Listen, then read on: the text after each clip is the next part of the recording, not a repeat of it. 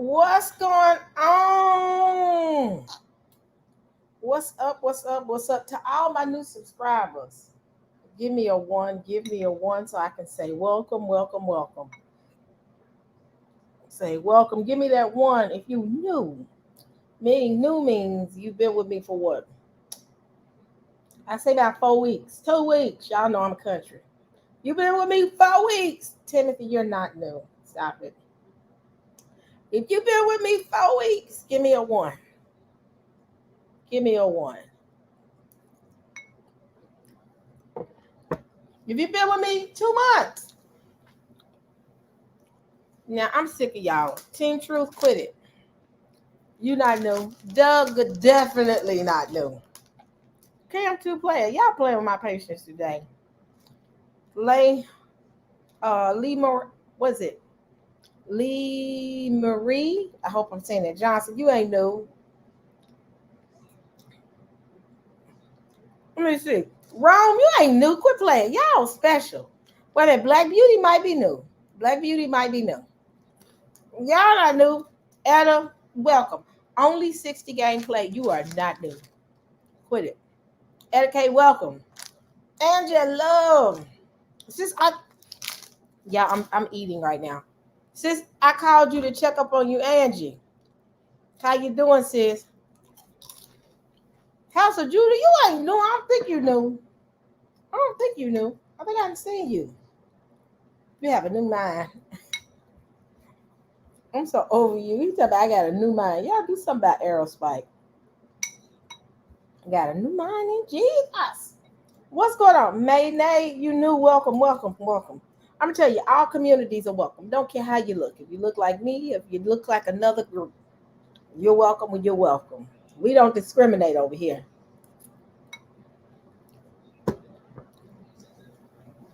Y'all know well. Sis, you still y'all keep prayer, keep our sis in prayer. Angie, one of the ones that has been impacted by the hurricane. Y'all want to bless her with a super chat? Bless her with a super chat. But she got impacted by the hurricane. Drop your super chat in here, sis. Angie, if you want.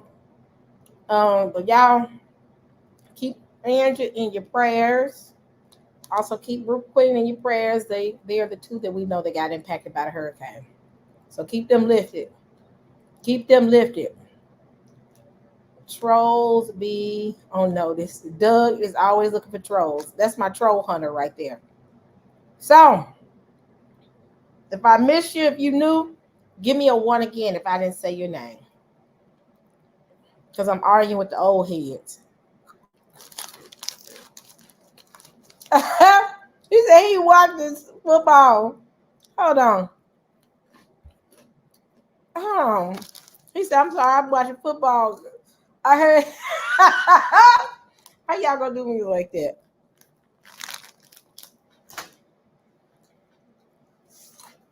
Y'all know what I did today. Y'all gonna laugh at me. I didn't remember this comedian, but I remember him now, I think.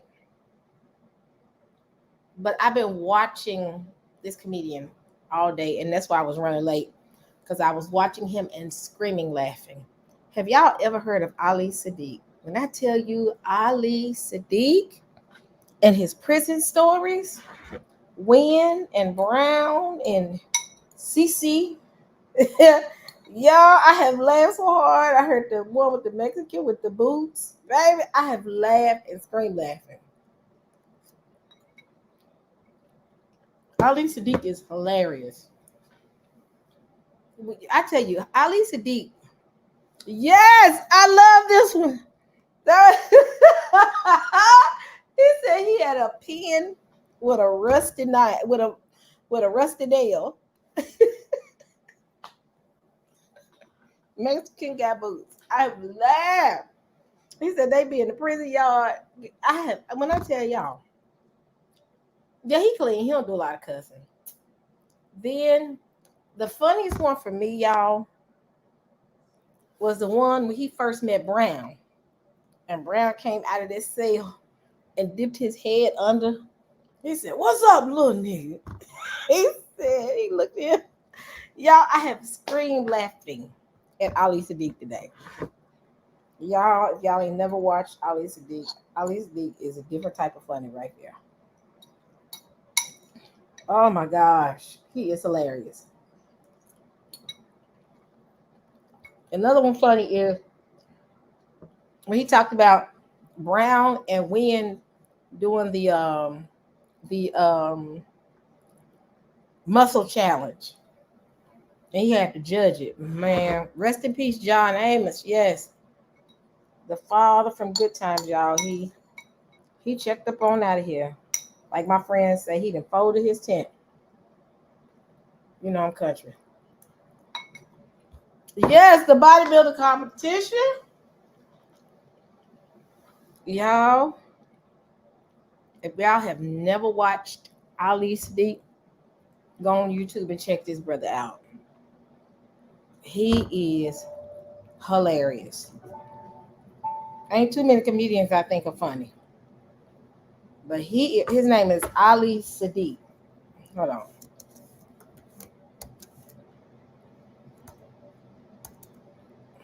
This is how you spell it. Ali Sadiq is funny. Angie, you gonna laugh at him. Watch him, sis. He gonna make you laugh. Watch the one when he talking about his prison stories, because he was in prison in his young age for, being a street hustler. And he tells his stories about his life in prison, his little time in prison. Peace to you. Oh, hello, Anonymous Hebrew. What's going on? Y'all, I have laughed. So, y'all, we got to talk. What's funny is how the news is spinning yesterday's event. Do anybody here watch Scott Ritter?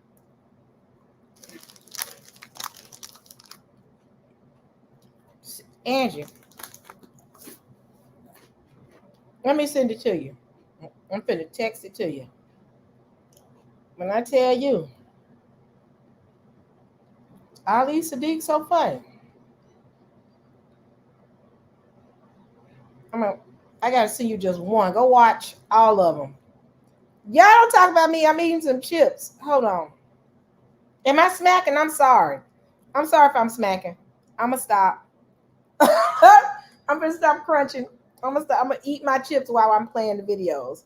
But let me send this to Angie. When I tell you, Angie, y'all tell her how funny Ali Sadiq is.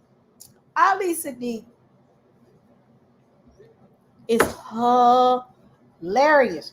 Angie, I just sent it to you. I just texted to you. Ali Sadiq is hilarious. When I tell y'all, that's the reason. Somebody said, sister is country. Don't do me like that. Yeah, I am country. I'm from Tennessee. When I tell you, that's why I was running late. Because oh,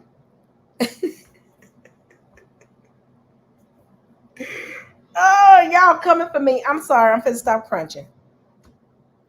I know Sheila gonna get me, but I got the,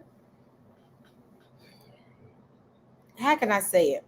Some women at a certain time of, the season, they crave salt. I'm craving salt. So, y'all. But yeah, watch it, Angie. He was hilarious. You're going to laugh at every single video that this man dropped. And you're going to laugh hard. First, find the one that he talked about his fight in the yard and how the black people in there, sometimes the Mexicans will fight, and it's called Mexican in Boots. Mexican Got Boots. You got to watch that. That's a classic with him. What's the other one? Brown, and I tell you the ones to watch when him and Brown and Wynn have the bodybuilder competition. That is hilarious too. When he first meet Brown, hilarious. Oh my goodness, he had to stand on the barbell because Brown and Wynn having a weightlifting competition in the yard. Y'all, it's hilarious. That's all I gotta say. All right, let's get started, y'all. Who is ready to talk? So, y'all, the biggest thing is this. What's okay? I'm done eating. I'm not gonna eat no more of. Actually, these are my daughter's potato chips, and I found them deep in the cabinet, in the back of the cabinet. And when I saw them, I said, "Oh, I'm getting ready to do this live. I'm going ahead and get me a couple of chips, but I'm not gonna eat no more chips. I'm gonna put them up. Y'all just really on my case. I'm closing the bag. Y'all hear this? I'm closing the bag. She was hiding them from me. You don't hide from me. I'm gonna find them every single time. So she called herself hiding them from me. That's all right. What I love about our new place is right next to my apartment is a convenience store.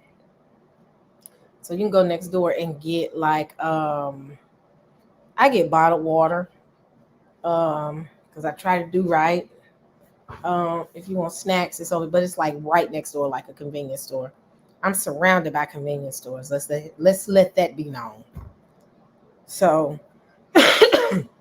so y'all, let me get on subject before the people leave and they're gonna be pissed off. So, have y'all been keeping up with the news? So I've been watching Scott Ritter. Scott Ritter is very good at what he does. Angie was eating chips too. Y'all know when y'all, yes, the local, I don't want to call it bodegas because it's Arabs that kind of run it. So I don't, yeah. So hold on, let me blow my nose.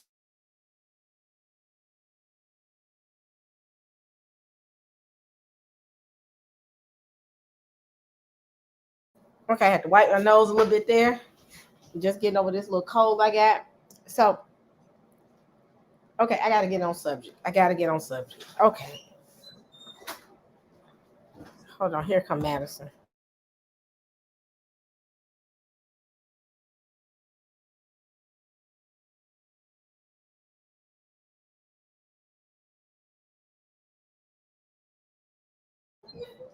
Okay. What do you say? If you find snacks, it's your house, it's fair game. Correct. Fair game. Man, them chips my chips. And I find them they my chips. Because she'll do the same thing. So, all right. So let me get back on subject. So the biggest thing right now that everybody's been talking about is how the news is spinning it as if they didn't get, like when Iran was bombing Israel, that Iran didn't hit the target. They kept making it seem like, oh, they didn't do anything. But Scott Ritter brought up a great point. And I'm going to play it and I'm going to say fair use. I'm going to do my fair use thing and then I'm going to play it. Give me a second. Let me find the video. I have it time stamped and everything for y'all. Yes, I'm country. Somebody said she is country. Yes, I am. Very country. Hold on. Hold on. Where is it? So I rarely do this. But because Scott Ritter, I rarely go to this one because I don't want to show it. Everybody is subscribed to them, so I know they heard it. But Scott Ritter was on Redacted just here recently. Like I think today. It had to have been today. And he's now, pretty much been like a normal guest on Redacted. So let me go to Redacted real quick because I can't find it in my histories. Redacted. Hold on. Okay, so now the thing is this. Is this the right one? Hold on. Make sure this is the right one. Nope, that's not it. Hold on. I had it ready, but for some reason it didn't It didn't save. I'm really mad. Maybe because I did it on my phone. Hold on, y'all. Here we go. Here we go. I found it. So Scott Ritter proceeds to explain how they didn't miss a target because Iran's goal, unlike Israel, is never to come after the civilians. They have a target in mind, and their goal is to decimate and make a group helpless. Real. Be quiet. So their goal was the two Air Force bases, I think. And they wanted to bomb those because those are very important to Israel. Their goal was never to bomb the people.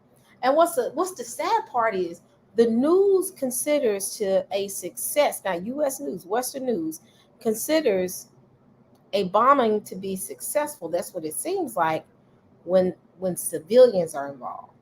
So because Iran didn't go in and bomb the civilians, they pretty much made it seem like, oh, they didn't get any targets. Iran said, I'm not coming for the people, I'm coming for y'all. And that's the right way to do warfare. He's coming to deal with the enemy, not the individuals that have no involvement whatsoever. So Israel is out here bombing children and women. Iran is saying, no, I'm not going to bomb your children and women. What's up, Gardis? I'm coming here and I'm going to bomb your military sites so I can cripple you. So I'm gonna play a little bit. I'm gonna play a little bit of redacted. Let me go straight to the part where he brings up.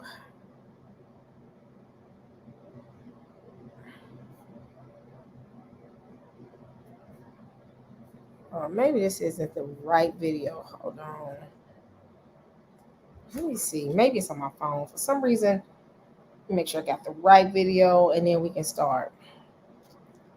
Let me stop watching Ali Sadiq.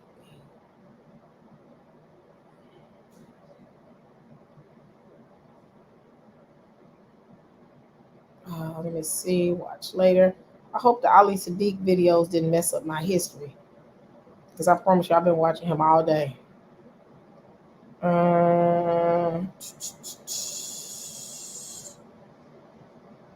Is this the right one? No, that's not the right one.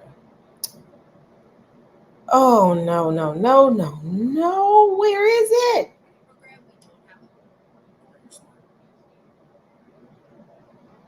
Okay, this is what it is. Okay, I found the right video.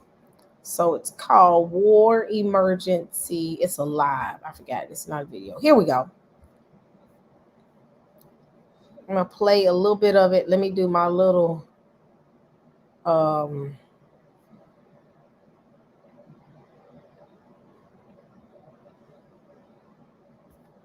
on there. We can get straight into it. Hold on. We're in the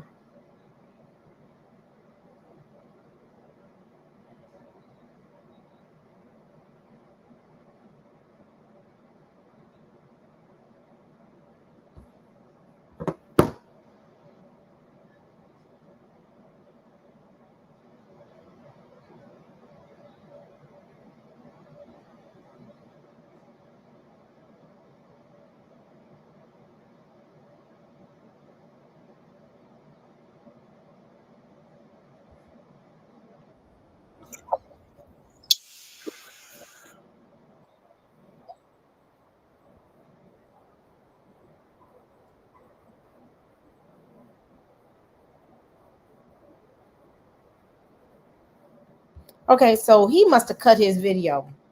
I'm gonna go to the video. Hold on one second. I hope I can find the right one because I saved the little spot I was at, but it seems like he's cut his video by a couple of seconds. So let me see. Hold on, y'all. Bear with me.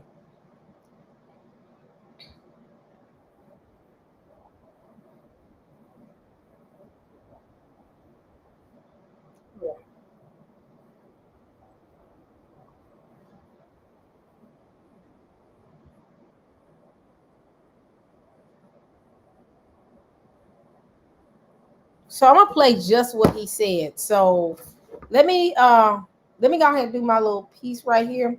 Hopefully, Redacted doesn't hit me with any type of hit, but I do want to play this because he made a great point. Scott Ritter, what I hate is when I looked at the video, it was like an hour and 38 minutes. They cut like 15 minutes off, so my little timestamp is so off right now. So let me read this real quick. It says, copyright disclaimer under Section 107 of the Copyright Act of 1976. Allowance is made for fair use for purposes such as criticism, comment, new reporting, teaching, scholarship, education, and research. Use is a use permitted by copyright statute that might otherwise be infringing. So fair use, and this is used for educational purposes only. Fair use, and this is used for educational purposes only. So I'm gonna play a little bit of Redacted, just a smidge. I don't really like playing his stuff, so I'd rather for people to go and look at it. But fair use, fair use. Would weigh in on that and say no.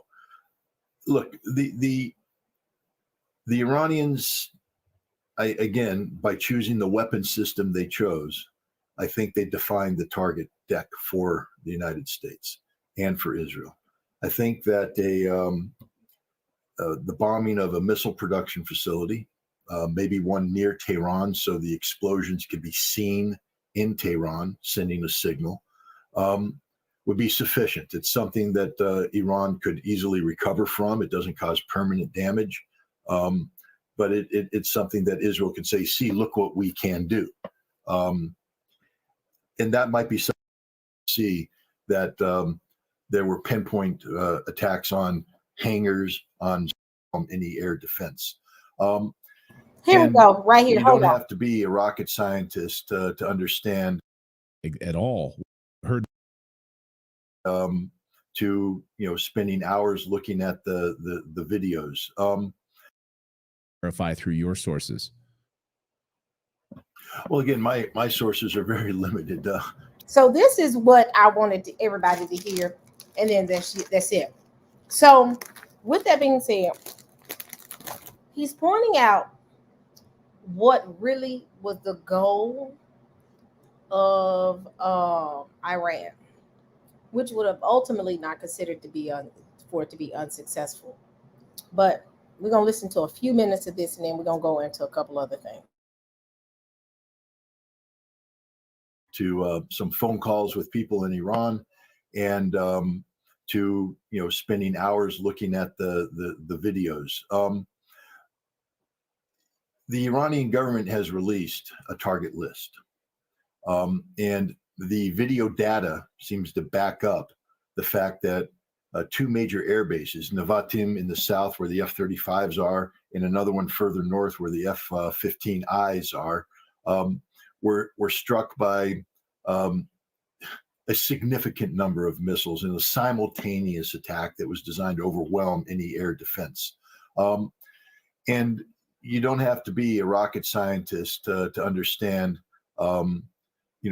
the reality of what happened there. You don't have that many missiles hit at the same time with that destructive capacity without inflicting serious harm on a facility.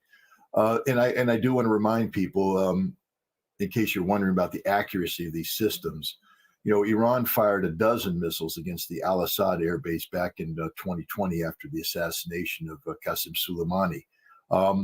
And they hit pinpoint precision every bunker they were aiming at on that base.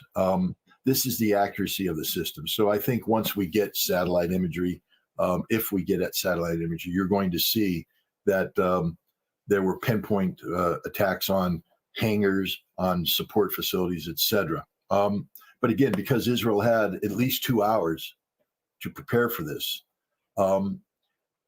and there are things that can be done when you look at where the missiles are being launched from. You can do predictive analysis of the arc, the range arcs, etc.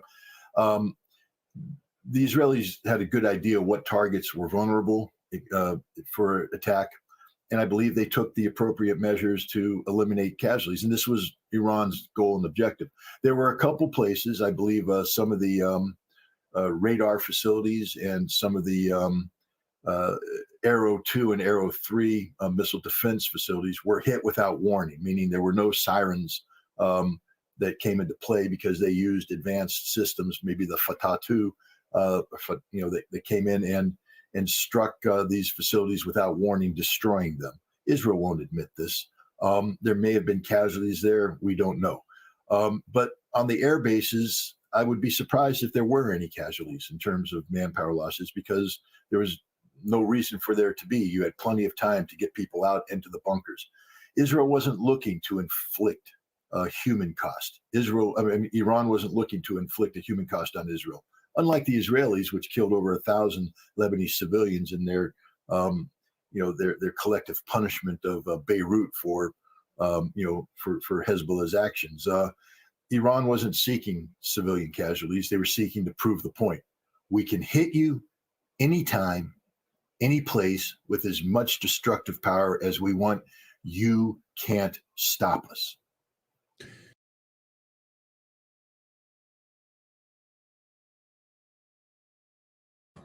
Fair use. That was the purpose. That is what I wanted y'all to hear. Because you remember yesterday when I was just showing the videos. And I kind of figured that's what they were doing. But, I've never been in the military, so I don't know. But it seemed like they was hitting one target. You notice that when Iran was bombing the place, they never really went. They never really went into the inner parts of the city. They stayed in one location. And from what Scott Ritter is saying, which makes sense, their goal is not to come for the civilians. It was come to prove a point that we're going to destroy your bunkers. We're going to destroy your hangars. I want to let you know that I'm nothing to play with. And when I saw that, I said, yeah, that was a warning shot.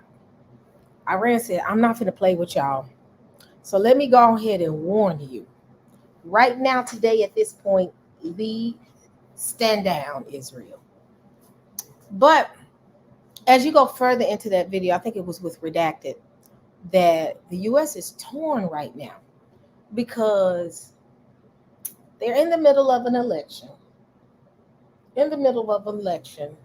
We're in an economic situation in this country. Not to mention, we just had a horrible hurricane to go through the South. They're scared to do anything because if Israel goes and retaliates against Israel, if Israel goes and retaliates against Iran, they have to get financial funding from the U.S. And U.S. citizens are looking and says, Kamala and Biden, I wish y'all would give Israel that money right now. Well, right now, your own tax-paying citizens are suffering right now because of a tornado. Look at y'all. Look at how God works. He says, I'm going to drop a tornado down here for y'all to deal with. Now, pick what y'all going to do. Pick your poison. To expose them for who they are. Because guess what? The U.S. is bloodthirsty right now. They're still gonna possibly help Israel. And guess what? Kamala does not want to take a hit on her campaign. That's another factor. Kamala, wait a minute. If we do this, I'm a part of this presidential cabinet. So I'm in agreement with what Biden does. It's not like she's outside of it, where she's not even in the cabinet. She's not even a part of the presidential cabinet, where if they go do it, she can just say that's just them. She's a part of it. So if she does that right before the election, the Republicans going to run with it and say, so y'all went and funded a war. Y'all are funding Israel. Y'all already funding Ukraine. But U.S. citizens are suffering right now. Asheville, all over the U.S. because of a hurricane. Do you know how bad that would look for her? So literally the US is telling Israel, stand down right now. At least let us get through the election. But if we know, oh, BB ain't gonna stand down. BB don't care nothing about our election. BB wants the Middle East to himself. Another form of colonization. This is no different than the U.S. taking half of the U.S. away from the Indians and the other half from the Mexicans, what we consider to be Mexicans. They are bloodthirsty. They love to take land. So BB is not going to stand down, and I think that's their biggest concern. That BB goes out there, and guess what? Starts targeting Iran and bombing in Iran, because Iran says if you do it, we coming back. So it's not like Israel can go in there and just bomb and then Iran say, okay, I'm good, I'm done, I'm not playing no more. Iran gonna say, okay, I got some more firepower for you. And before you know it, it's an all-out war. So it's just, ain't he amazing? He orchestrated this just right in the middle of an election, right after we had a catastrophic event where half of the South is in darkness right now and need assistance from the government because of a hurricane. While we are in the midst of an economic crisis within the U.S. But if you know old BB is not going to stand down. So for some reason, if I save something on my phone, it's not going to show up on my laptop.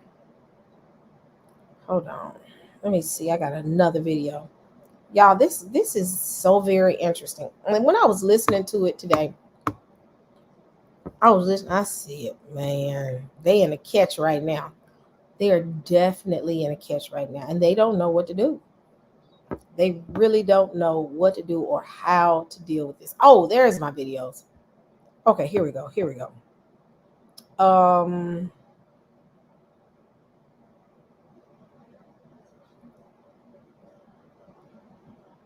So with that being said, I'm going to play another one.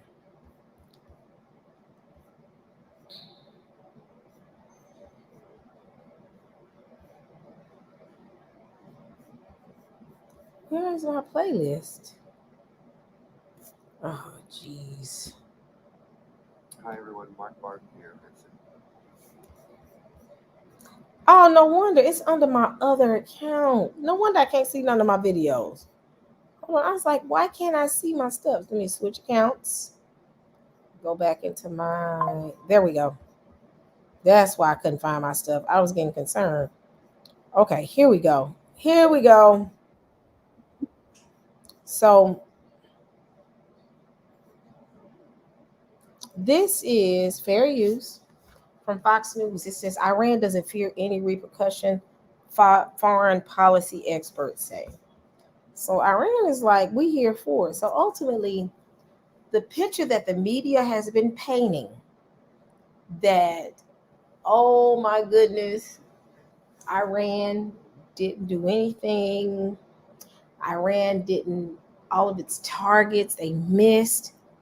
And that's a lie, because it was recorded and the world saw the truth. Let me tell you how God is working. They can no longer lie to us because we can see it. You're telling us that Iran didn't hit Israel, but we're all watching it and saying, well, where are all these bombs landing? Y'all remember we saw that yesterday? We was like, wait a minute, how are they not hitting when we sitting here, we're watching bombs hit the ground? Come on now. Who do you think is stupid?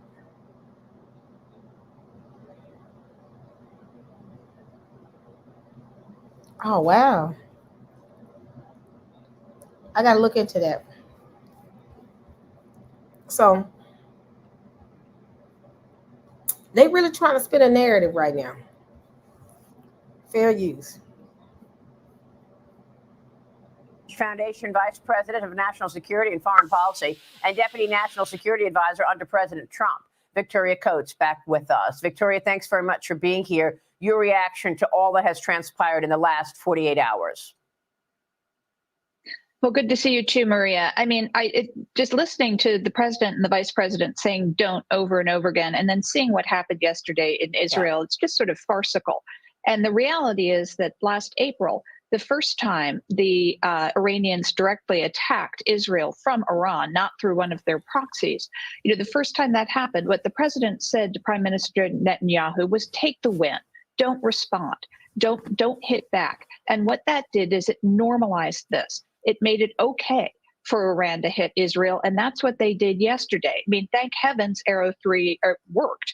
This is this triple-layered missile defense system that we've developed with the Israelis. I mean, as I said, thank heavens it worked. But the bad news is it had to work, and that's a real problem now. Yeah, I mean, look. You see how they're trying to spin it? Fox, CNN, and MSNBC are the same monster. They're really trying to spin it, but when you look at the videos doesn't say that it worked. The videos saying that it was landing and it was hitting. But see, what they don't want you to know is Iran was not targeting civilians. They was targeting those Air Force bases, those bunkers, those hangars. They said, we don't want the people. We want to get your stuff. We want to destroy your stuff. They wasn't, so they're looking at, the bombs didn't hit the inner city. Man, they weren't trying to hit the folks. They said, we trying to hit you where it hurts. We finna hit your military armor. We finna hit your bunkers. We getting ready to hit your hangars. We gonna hit your Air Force and cripple you. So they're lying, and some people are believing them. I've seen some of the chats, and I'm just like, it's like, yes, God loves Israel. Oh, those fanatics just get on my nerves. I'm like, yeah, he loves Israel, but who's Israel? That's the question. But yeah, it's about to go down. So I'm gonna finish playing this. It looks like the response seems to be in alignment now from the U.S. as well as in alignment with Israel, saying Iran will face consequences. Victoria, what kind of consequences would you expect here? Well, I don't think Iran fears any consequences from the Biden-Harris administration. I mean, just look at the finances of this. Every time Israel fires off one of those Arrow 3 interceptors, it's $2 million for them. It's $1 million for us for each one of those maritime interceptors. And so in a way, they're kind of bleeding us dry as they do these attacks. It costs them much, much less. And meanwhile, the Biden administration is doing nothing to enforce sanctions on their oil exports, which is where all of their revenue is coming from. And they're close to 2 million barrels a day. So 1.75 million barrels going to China alone. So they are doing just fine, raking in the money. And I don't think they fear any kind of repercussion. I'm wondering what the U.S. and what Israel has planned. State Department spokesperson Matthew Miller told reporters that the White House is still pushing for a ceasefire, even at this 11th hour. Watch this. We continue to push for a ceasefire. It continues to be our top priority when it comes to this conflict. The Secretary was engaged in these conversations yesterday with the President of Egypt and the Foreign Minister of Egypt. There are other conversations ongoing at different levels of our government with the intermediaries, but I don't think it's helpful for me to kind of comment publicly on various proposals that are floated. I mean, Victoria, critics of this administration continue to say that if we were to insist on a ceasefire, at this moment in time, this would give Iran and its proxies the time to regroup, to rebuild in order to get stronger in this fight. Your reaction?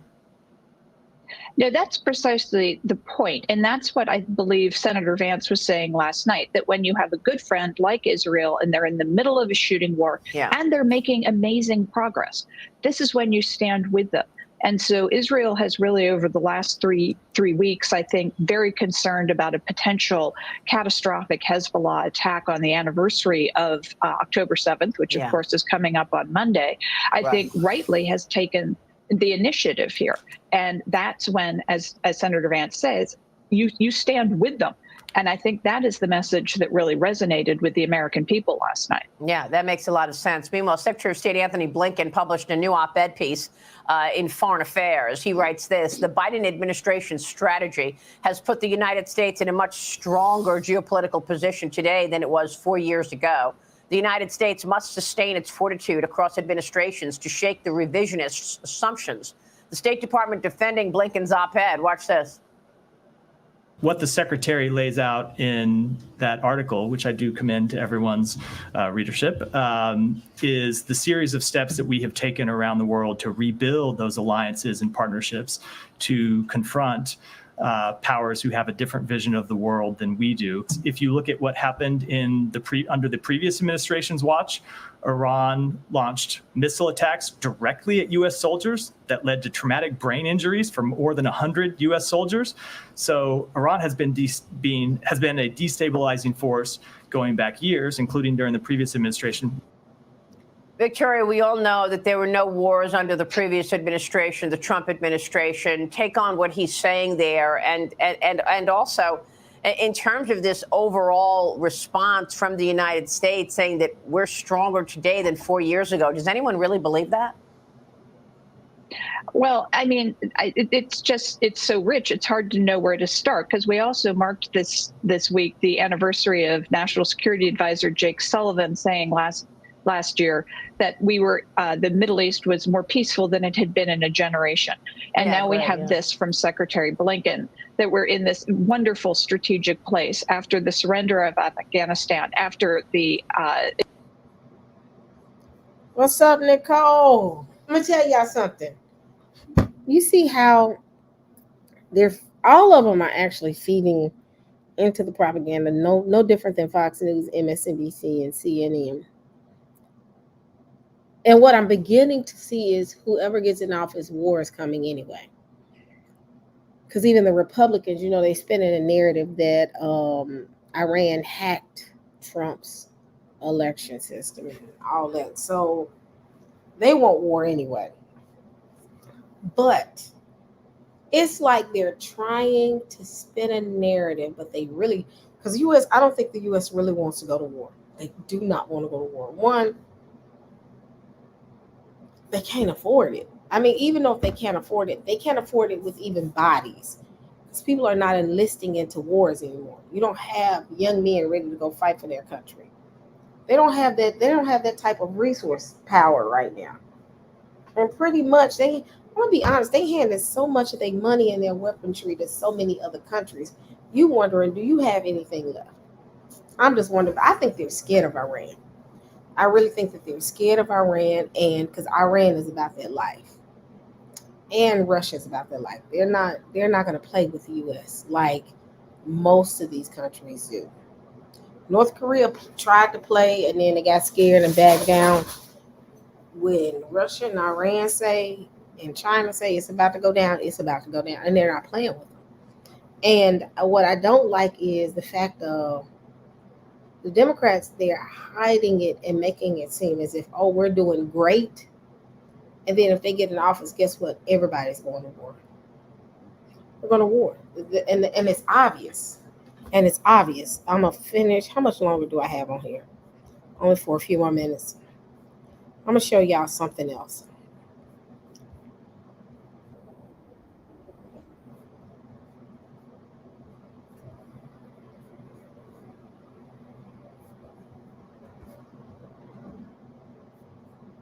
Fair use. Stop sharing.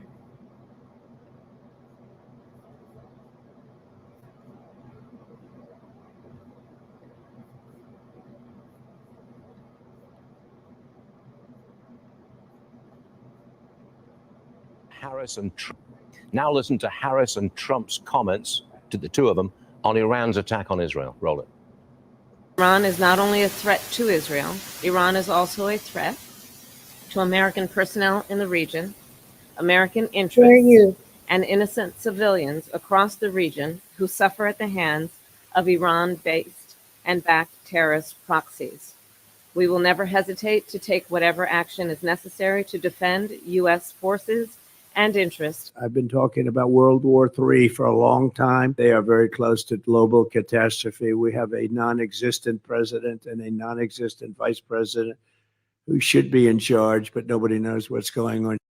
Well, Florida Congressman Mike Waltz joins me now. Sir, do you think we're close to World War III? Well, Stu, we've got the largest war in Europe since World War II and nuclear saber rattling going on, number one. And then now, number two, imagine if one of those 200 ballistic missiles that Iran just fired on Israel had a nuclear warhead on it. That is just hard to wrap your mind around, but a very serious prospect if we don't get a change in leadership in the White House. And what President Trump knew was that, number one, we could have prevented this, but number two, he dried up Iran's cash. And no matter how successful Israel is in Lebanon and Gaza against the Houthis, Iran doesn't want peace. And as long as it's flush with cash, it will pour resources and arms back into its proxies and help them rebuild. And what Trump knew was it's actually Chinese cash that's buying Iran's oil. The House of Representatives passed sanctions on Chinese buyers of Iran's oil, and Schumer has been sitting on it for almost a year. It's disgraceful. Congressman, yesterday, Secretary of State Blinken released a new op-ed. He claims that we, America, are in a much stronger geopolitical position under the Biden-Harris administration. Is that how you see it, Congressman? Stu, I'll point you to my Twitter X feed where I said he's delusional. He truly is delusional. And a year ago, remember, National Security Advisor Jake Sullivan said that the Middle East is the most peaceful he's seen in his lifetime. And then October 7th happened. So this is a world as they wish it to be. I think Blinken, Biden, Sullivan, Harris wake up in the morning thinking of what new concession, how they can appease Iran just a little bit better.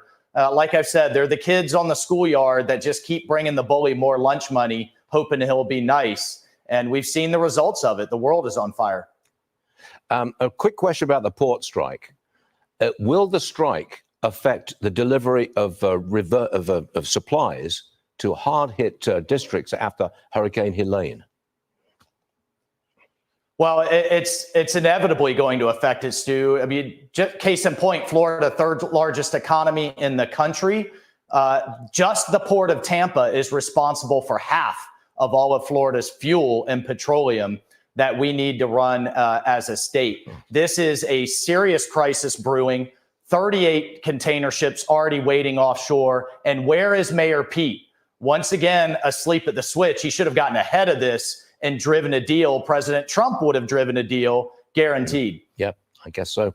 Congressman Mike Waltz, thank you very much for joining us on an important day. We appreciate it, sir. We'll see you again soon. Thank you. My husband had no idea how. Hey, Sheila. So, Notorious Hebrew, what's going on? Calvin, what's up? Anybody else? Easy E. But if you notice, they're all speaking the same thing. They are all beating the war drum. And that's what it sounds like. And I'm sitting and I'm watching the news and watching reporters try their best to make it seem like, oh, everything's fine. Israel is going to decimate Iran. Just wait. Israel is just wait till Israel make a move. And the U.S. is telling Israel, don't you move.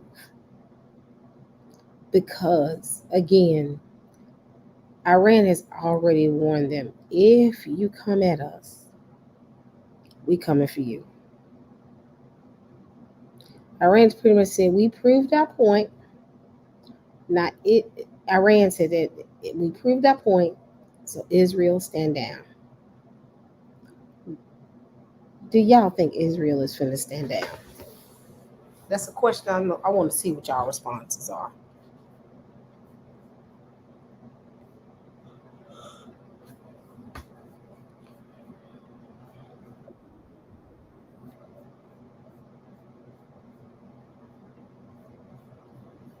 Is Israel gonna stand down? Nope. Iran has already warned Israel. Stand down or this will be worse.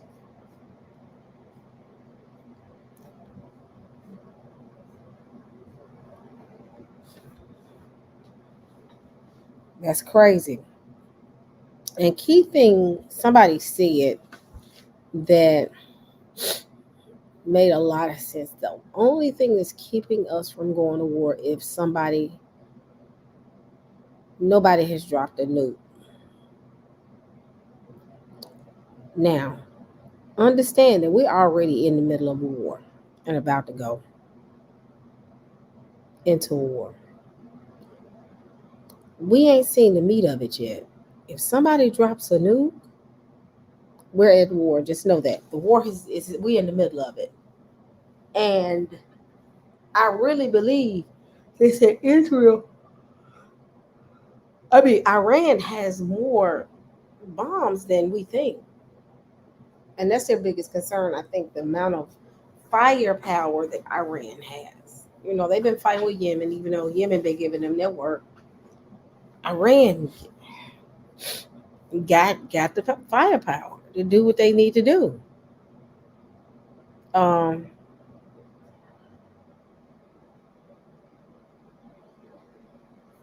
show this.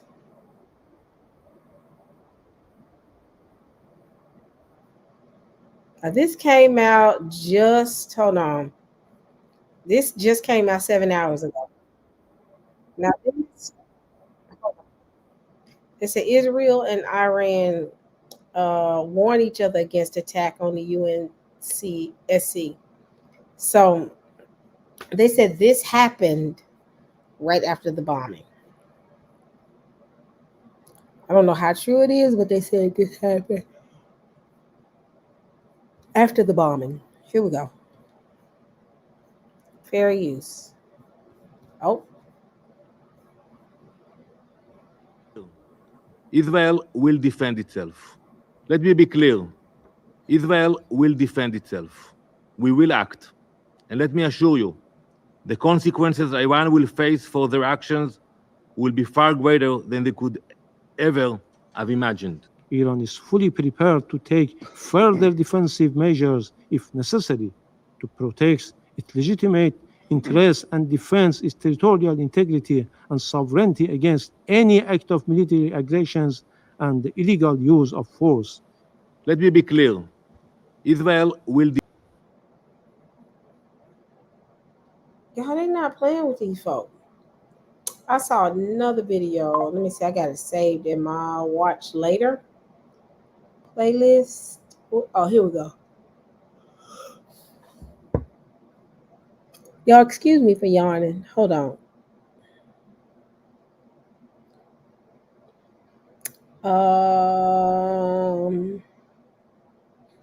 Ultimately, I saw a report where they said that Iran said their next steps, they're going to hit them borders.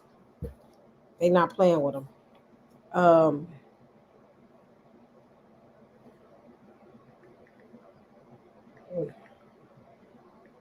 on.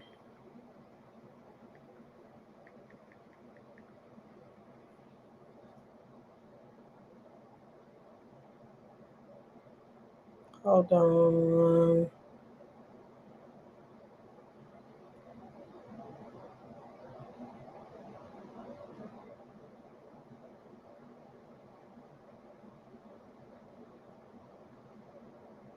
Here it is.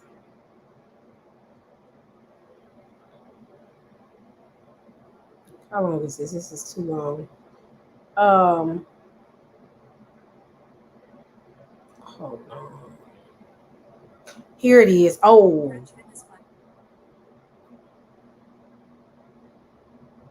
Here we go.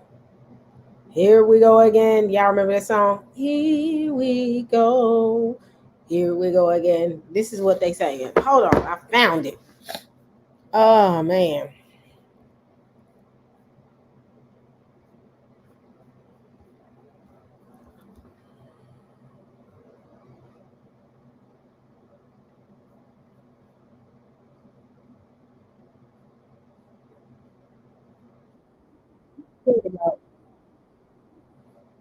So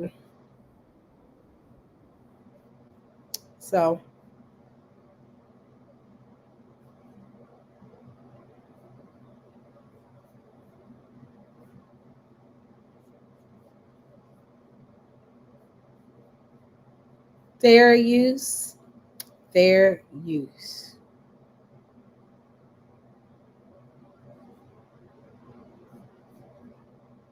That is the message from Prime Minister Benjamin. Iran will pay. That is the message from Prime Minister Benjamin Netanyahu after the Iranians launched a deadly missile attack against Israel.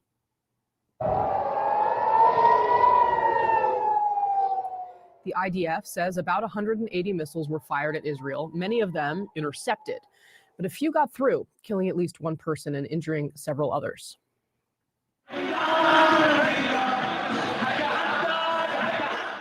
Celebrations breaking out in the streets of Tehran moments after the rocket attacks subsided. The world now waiting to see how Israel will respond. Iran made a big mistake tonight, and it will pay for it. The regime in Iran does not understand our determination to defend ourselves and our determination to retaliate against our enemies. We will stand by the rule we established. Whoever attacks us, we will attack him. Iran's armed forces chief of staff dismissing that warning. He says Israel should prepare for more strikes if it continues aggression. If the Zionist regime that has gone crazy is not controlled by America and Europe and wants to continue these crimes or wants to do anything against our sovereignty and territorial integrity, tonight's operation will be repeated several times stronger and all their infrastructure will be targeted. CNN political and national security analyst David Sanger, also, of course, longtime New York Times correspondent, joins us now. David, honestly, there's no one I would rather talk to on a morning like this as the world waits to find out what Israel is going to do here. And I was just reading your piece in the Times, and I actually wanted to ask you, I mean, it seems like the question about how Israel is going to retaliate here does seem to come down to, I mean, there were several Israeli officials that were on with my colleague Wolf Blitzer last night. Naftali Bennett, former prime minister. When I tell you, they already said if you stand down, Israel, if you stand down, it's going to be worse. Hey, Rio, I didn't know you was in here, Pop-Up. You tell them to stand down. So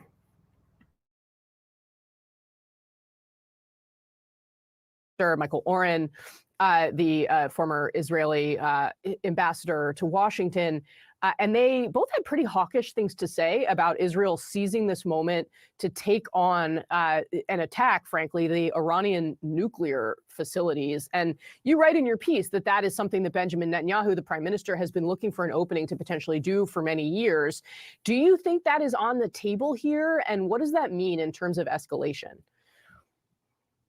Well, I think it's on the table, Casey. I'm not sure they're going to go that far. And certainly the Biden administration is urging them not to.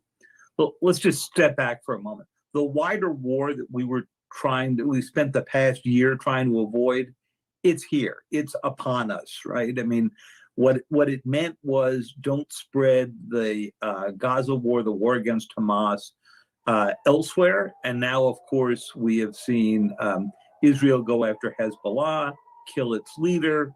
We've seen Israeli attacks and our Houthi attack on Israel and an Israeli counterattack. And now we have seen for the second time in 6 months, Iran sending missiles directly at Israel. They had not really done that since the 1979 Iranian Revolution. So on all fronts, we're there. And then the question is, does Prime Minister Netanyahu choose this moment to escalate further and take out what's the true long-term threat to Israel, which of course is the nuclear program? Or does he say, this is going to get us on a cycle we can't stop? And that's the administration's view. And frankly, that's the decision I think we'll know about in the next 24 to 48 hours. Really interesting. And David, you write this. You note, of course, that American officials believe they can persuade Mr. Netanyahu to make his point without setting off a full-blown war. But they concede, you write, that the Israeli prime minister may see the next 5 weeks until the American presidential election as a right moment to try to set that program back by years. After all, former President Donald J. Trump would not complain about a major attack on Iran's military infrastructure, and Democrats cannot afford to be accused of restraining Israel after Tuesday's missile attack. Can you explain a little bit more about how this interacts with the presidential campaign? Sure. You know, in the past dynamic, whenever Netanyahu has threatened to strike the Iranian program, and 2 or 3 times he's come very close to doing that over the past decade or so, and always held back, the U.S. has always urged caution. They said there are diplomatic options here. The cost of striking could include nuclear pollution around Iran. It's a really bad precedent to set.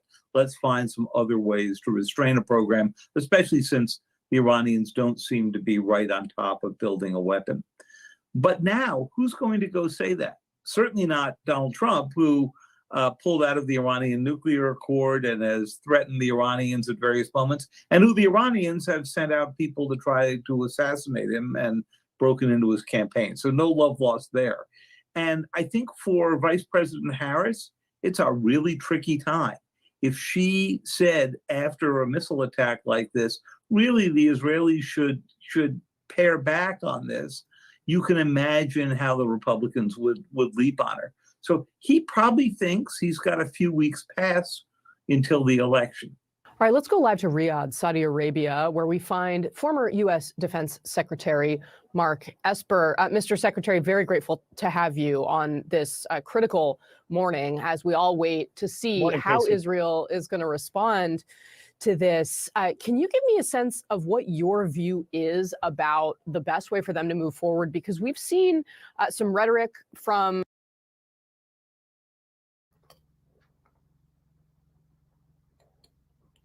I'm telling y'all something. He's so funny. See, I'm over here. Sister E, you on here warmongering. Don't do me like that. But pay attention to what he get ready to say. Former Israeli officials like Naftali Bennett told my colleague Wolf Blitzer yesterday that Israel should seize this opportunity to strike Iranian nuclear facilities. Do you think that's a good idea? And is there any way to walk back from the brink? Well, clearly, yesterday's strike by Iran was significant, but also feckless. They shot over 180 missiles, and none of them hit their mark in terms of killing anybody, thank goodness, or causing a lot of damage. And so it was a very significant attack, once again proven feckless. The issue now, of course, is what does Israel do in response? And I feel that they will respond. They're not going to do what they did the last time in April because Iran had crossed that threshold. I think also the strategic environment with regard to the region has changed significantly as well. Back in April, of course, Ismail Haniyeh was still in charge of Hamas. The war in Gaza was still ongoing. In southern Lebanon with Hezbollah, you had Nasrallah still in charge in his leadership. But now those two entities, that leadership structure, those leaders are completely gone. And the concern that Israel might have had in the past that responding boldly back to Iran might cause Hezbollah to strike from their northern flank, that seems to be not the case anymore. So I expect Israel will respond. The question is, what type of targets will they strike? Will they go inside Iran after nuclear sites, after ballistic missile production sites, or will they go outside Iran in the Persian Gulf, for example, and attack oil infrastructure? First, if they attack oil infrastructure, expect your gas to be extremely higher. But y'all notice that one, they underestimating Iran because of the two leaders that got killed. And it's like, these people don't stop. They don't stop. And they keep messing with them. Two, have you noticed that the videos that they're playing, they're not playing the videos we saw yesterday when we saw the bombs hitting. The only videos that they're showing on the news is the ones that they shot down some of the bombs that came in. You notice that? You remember the video we saw, praise the Most High God, that I found it, that he directed me to it? The video that we saw yesterday, the bombs were just landing left and right, and they couldn't do anything. But what CNN, MSNBC, and Fox are conveniently doing is showing you the same. You notice that the same video. Everybody's playing the same one. So they cannot show you the ones that landed because they do not want you to see that Iran landed those bombs. They only showing you, and they trying to play the narrative of, oh, they didn't hit our target. Because one, they're trying to do damage control. Now, another part of this, you notice that they getting ready. Israel is going to strike. They just telling you what they tell you, believe them when it comes to things like this. And they keep saying that Israel is going to retaliate. Israel is going to retaliate. So guess what? Israel is going to retaliate. When? We don't know when. But they are going to retaliate. One thing I do know is if they're going to do a retaliation, I would think that they would probably do it by tomorrow night. Because they would not do it going into Friday because it goes into their Sabbath. So they're not going to do anything from Friday until Saturday night. Saturday night, they may pop off again because our Saturday night is their Sunday morning. So they might pop off again, but they're not if they don't do anything by tomorrow evening, they're not going to do anything, I think. But they are going to do something. They are. And Iran is waiting. And that's what's so dangerous. The dangerous part is they playing games with somebody who's not playing games with them. They playing games with a country that ain't got nothing to lose. Iran ain't got nothing to lose. And when you're dealing with an enemy that doesn't have anything to lose, they are dangerous. Because they're going to go beyond your point to win. And Iran ain't got nothing to lose. They're like, we here now. Let's go for it. Let's see who's going to go the furthest with this. The person who ain't got nothing to lose, they're going to go beyond your point. You don't think Dwayne, if they ain't going to strike anytime soon? I wonder if they are. I'm wondering if they're going to strike. I got a feeling they're going to strike soon. They might not. They not. But if they strike, it will. If they strike soon, it'll be probably next week. Because I think they don't. This is what I'm thinking. I think they don't do anything during their Sabbath. So, yeah. But I continue playing this. Attack oil rigs. That remains to be seen. Mr. Secretary, do you think there's any possibility for a negotiated ceasefire deal in the region at that point? We seemed close to it not that long ago. Well, we've had a couple different proposals, right? We had the one in Gaza, which has been rejected multiple times by Hamas. And of course, Gaza is not the focus right now. You had one proposed by the Biden administration a week ago, a 21-day ceasefire, but Israel had different plans. And at this point, they've been successful again in decimating Hamas's leadership, knocking out their command and control, and now are on the cusp of an incursion to go after a lot of the infrastructure on the border. So I don't know that, frankly, it's in Israel's interest at this point to have a ceasefire, and maybe not for the United States' interest as well. When you've got terrorist organizations across the region on their back foot and decimated, maybe now's the time to press that advantage and make sure you take out more of that infrastructure so you remove these threats. I do think the one thing that is out there that's pending, you hear some in the region talking about it, that is a reintroduction of UN Resolution 1701, which you may recall was passed after the last conflict between Hezbollah and Israel in 2006. That called for Israel after the conflict to move south of the Lebanese border, and then for Hezbollah to move north of the Lebanese border about 18 miles. Hezbollah never lived up to its end of the bargain. And so now the question is, if Israel goes in, removes infrastructure, can you get a more concrete agreement about Hezbollah staying back from the border, maybe up the Litani River, 18 miles away, and thus prevent what has been going on now for 11 months with Hezbollah nearly daily striking targets in Israel? Hi, I'm Nick. And I'm Adam. If you're like us, you have a box. So I'm going to play one more video and then I'm going to bed. Y'all know I'm trying to do small snippets of videos because I'm going to be doing the way things look, and it's going to be something every day. I told y'all today was quiet, no more than the conversations. But so Israel vows to retaliate. So if they respond, we already know what Iran said they're going to do. So Netanyahu vows revenge after Iran missile attack. The back and do want to take you out to this live image that we do have right now over Lebanon as we continue to follow the latest throughout the day here. The back and forth threats between Israel and Iran do continue this morning. Israel's prime minister threatening retaliation against Iran after Tuesday's large-scale attack that... You know, he has to show this is what happens. Man, y'all play with Iran if you want. Sent thousands of Israelis to their bomb shelters.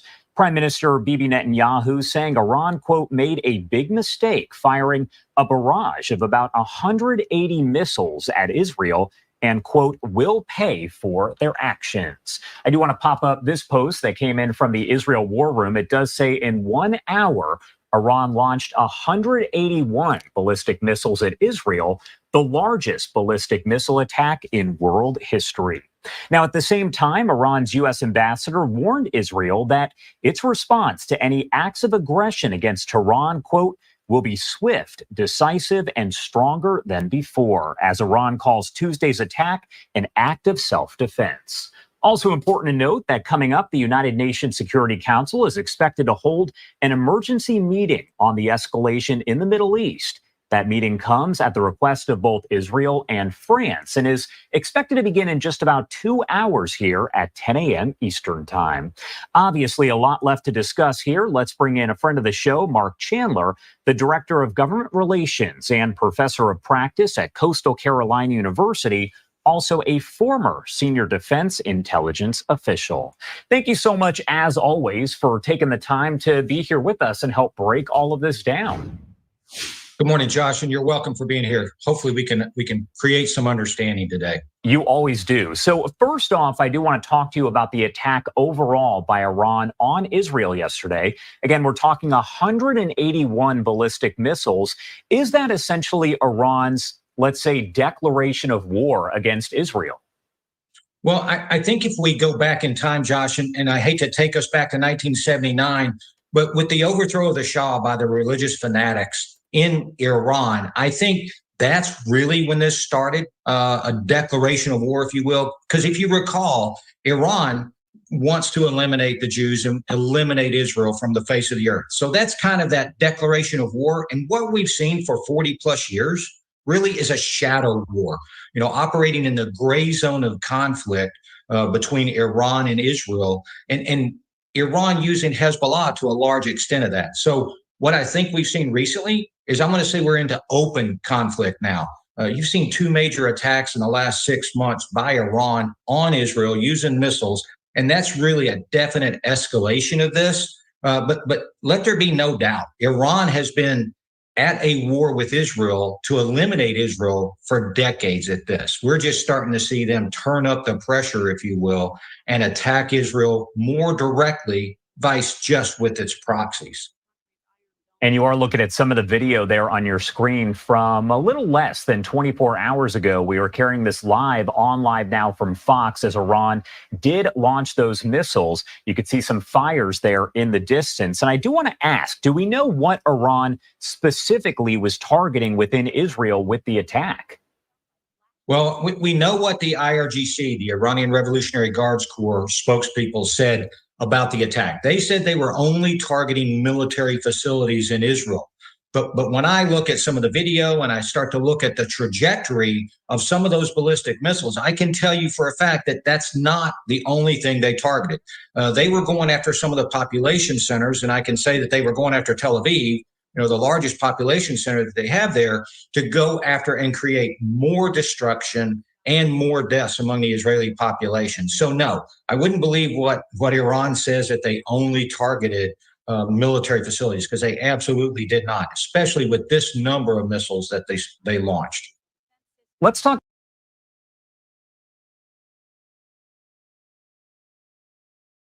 Straight line. So,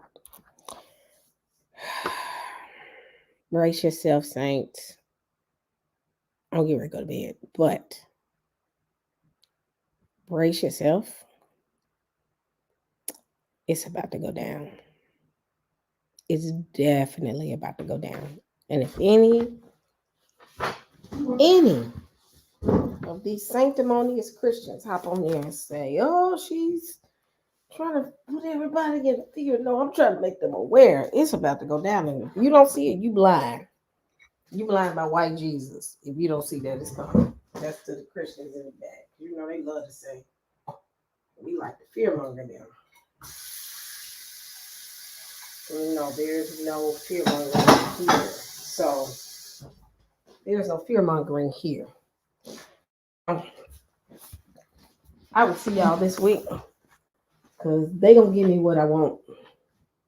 They gonna give me more content, because they gonna do something else. I'm going to bed, and I wouldn't be shocked if I wake up in the morning and say all hell is broken loose. Every day. Is it me?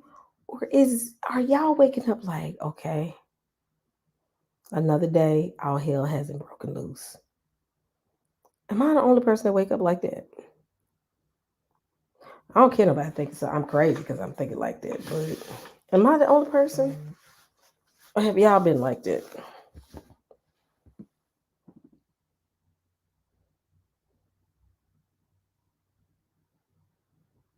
Yes. Every morning I wake up and be like, well, we still here.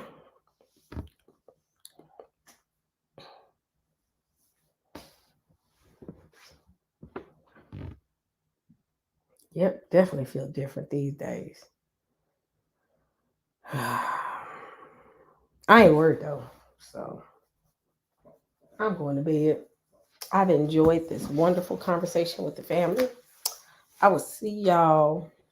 I'll definitely see y'all on, I know for this week is out, because I'm telling you, these folks is finna tell Dwayne Johnson. He talking about, yeah, it's just you. Do something with him. But I'm going to bed. I'm good sleeping. I feel my eyes closing while I'm just talking, but yeah. Yeah, it's going to get interesting out here. So I'm going to be keeping up. Dwayne Jackson. Why I call you Johnson? I mean Jackson. Do something about yourself. He being special right now. I'm actually working from home tomorrow, so if something goes down, I am going to be online tomorrow. All right, family. I am sleepy, and thank y'all so much for the support. And I will, you know what I'm gonna do before I close out?